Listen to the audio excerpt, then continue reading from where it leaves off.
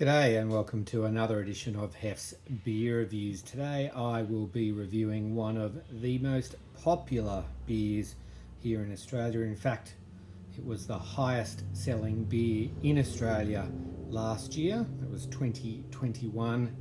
It is Great Northern Super Crisp. I've got it here in this 500ml can. It's a mid-strength, 3.5% ABV. So we're looking at 1.4 standard drinks in this can. Once upon a time, it was brewed, I believe, by an independent brewing company up in Cairns in tropical North Queensland. These days, of course, it is owned by CUB, which itself is owned by Asahi.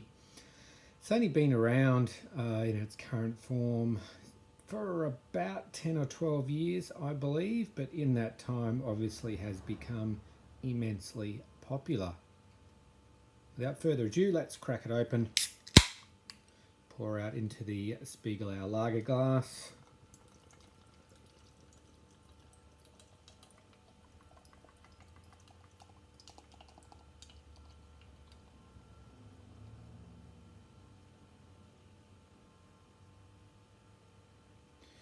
All right,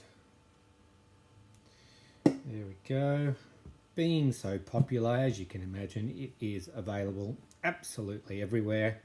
Can't remember how much I paid for this exact can, but your standard case of 24 375ml cans is about $50.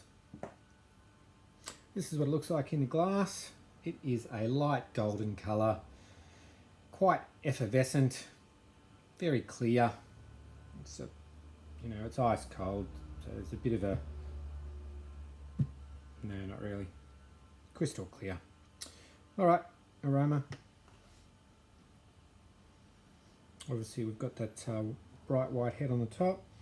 Not very aromatic, just a faint smell of grains, I guess. All right, let's see how it tastes. Cheers.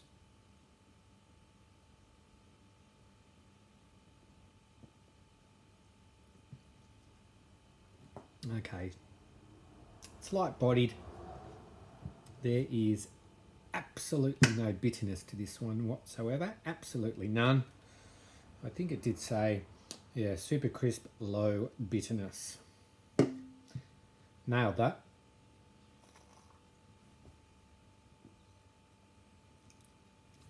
Yeah, it's very clean.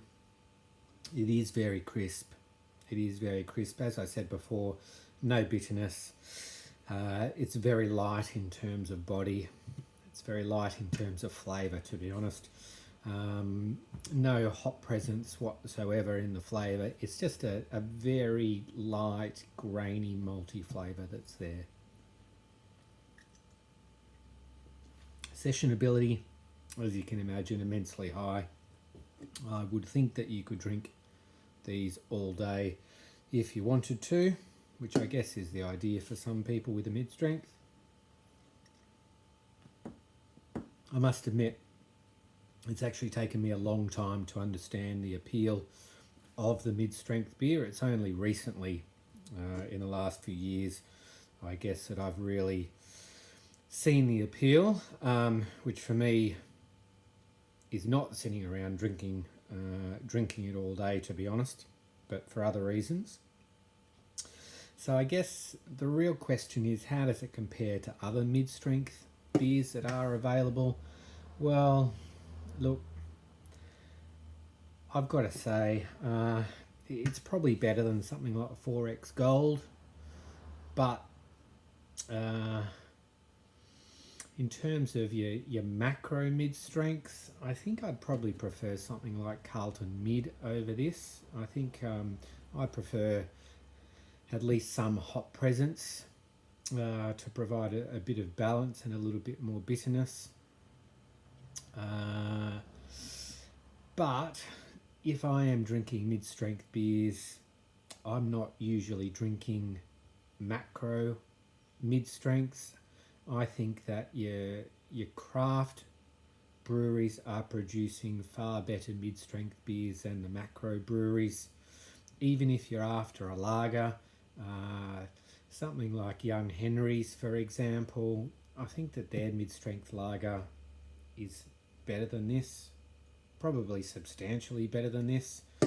But if you're after a mid-strength that really has some flavour, I mean, Wayward, Bolter, their hazy mids aren't too bad. A couple of my local breweries actually do really good mid-strength beers. One of them is a hazy, the other one is a red ale, and they're both fantastic. It's genuinely hard to tell the difference in ABV between those and a full-strength beer, which at the end of the day really, for me, is the goal for a mid-strength. Anyway, we'll have another gulp and then we'll give it a score.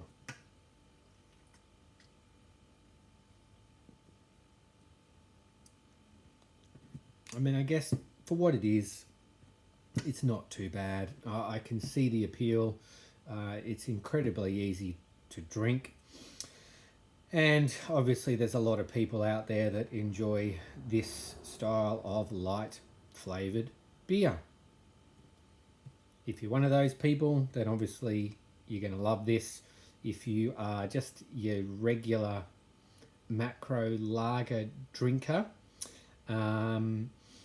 look, you know, if you're a VB, Carlton, Resch's, Tui's type person, you're probably still going to find this a little bit on the lighter side.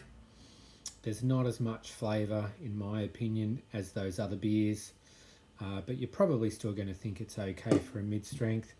I'm going to give it a score of a 3 out of 5.